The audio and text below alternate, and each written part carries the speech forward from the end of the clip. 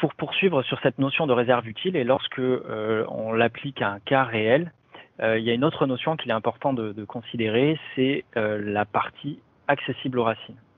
Puisque, imaginons un gazon arrosé, avec un système racinaire peu développé, lorsqu'on ajoute de l'eau en dessous de la zone prospectée par les racines, c'est de l'eau qui peut être consommée. Alors certes, il y aura un petit peu de remontée, il y aura de la remontée capillaire, me direz-vous, oui, mais placer de l'eau à cet endroit-là, c'est la gaspiller, parce qu'on risque également de la voir s'évacuer par drainage. Donc, lorsqu'on arrose, il est important de ne pas apporter d'eau au-delà de la zone prospectée par les racines. Comment savoir où sont les racines? Donc là, c'est une partie du métier d'Urbasense. Nous utilisons des capteurs. Je vous présente ici rapidement le fonctionnement. Ces capteurs donc, mesurent la teneur en eau disponible. Hein, on l'a vu sur le schéma tout à l'heure. Ce sont des tensiomètres qui, par exemple, dans un cas où il n'y a pas de racine en haut, ici, pas de végétal, pas de racine active, on va mesurer une teneur en eau à peu près constante, malgré un léger rassèchement par le soleil. Mais lorsqu'il y a une racine active, cette teneur en eau va avoir tendance à diminuer très très rapidement. Et donc, en chaque point du sol qui est monitoré, on est capable d'indiquer s'il y a une racine qui est active ou pas. Maintenant, regardons deux principes d'arrosage, l'effet de deux principes d'arrosage sur le système racinaire. Une pratique classique est de piloter son arrosage grâce à des données météo. On parle de pilotage par ETP, évapotranspiration potentielle.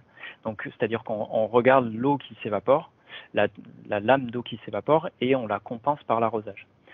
Ça fait très souvent des arrosages fréquents et des arrosages qui sont trop massifs. Et lorsqu'on vient regarder dans le sol, ici avec des capteurs, où sont les racines actives, eh bien, dans le temps, on voit qu'elles restent uniquement en surface, puisque la racine vient réagir à la ressource qui lui est fournie, et donc elle n'a pas tendance à se développer vers la profondeur. On lui rapporte toujours de l'eau en surface, donc elle reste en surface. Et on n'a pas d'allongement racinaire significatif dans le temps. Lorsqu'on s'appuie sur la réserve utile racinaire pour piloter l'arrosage, c'est très différent.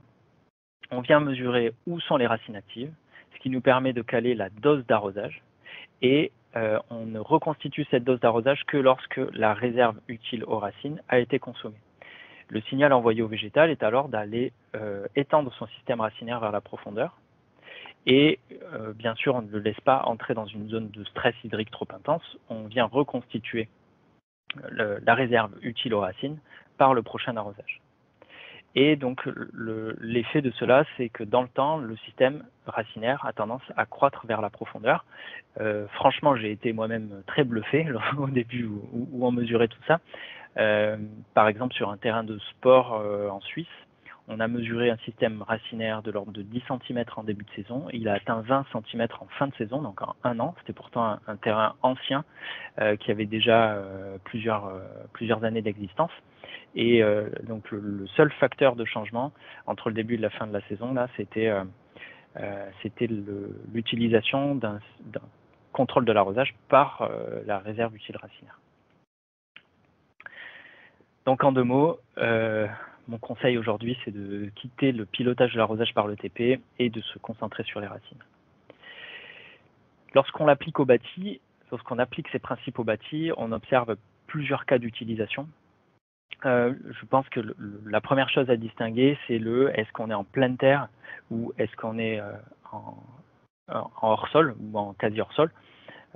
Dans le premier cas, vous avez vu qu'il peut être très intéressant de venir s'assurer que la liaison hydrique entre le sous-sol et le sol de plantation reste non interrompue pour permettre les remontées capillaires, pour permettre une croissance racinaire très en profondeur.